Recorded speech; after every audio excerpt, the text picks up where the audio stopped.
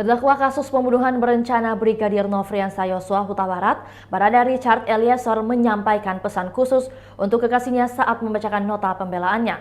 Setelah mengucap permohonan maaf kepada kedua orang tuanya, Richard pun juga tidak lupa menyelipkan maaf untuk sang kekasih Duce Maria Angelina Kristanto atau akrab disapa Lingling.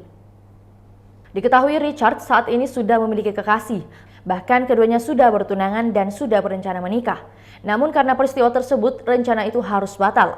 Diketahui Eliezer dituntut penjara 12 tahun lamanya. Karena alasan itulah, Eliezer mengaku tidak akan egois jika Lingling mau mencari pria lain. Tapi jika Lingling mau menunggu, Eliezer meminta kekasihnya itu untuk mau menantikan dia menyelesaikan proses hukumannya. Diketahui terdakwa Baradae, yang juga merupakan seorang justice collaborator, dituntut pidana 12 tahun penjara. Jaksa penuntut umum JPU membacakan tuntutan di Pengadilan Negeri Jakarta Selatan pada Rabu 18 Januari 2023. Baradae dinilai terbukti melanggar pasal 340 Janto pasal 55 ayat 1 ke 1 Kitab Undang-Undang Hukum Pidana. Saya juga meminta maaf kepada tunangan saya karena harus bersabar menunda rencana pernikahan kami. Walaupun sulit diucapkan, tapi saya berterima kasih atas kesabaran dan cinta kasih dan perhatian. Kalaupun kamu harus menunggu, tunggulah saya menjalani proses hukum ini.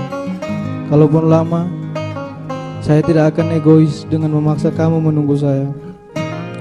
Saya ikhlas apapun keputusanmu, karena bahagiamu adalah bahagiaku juga.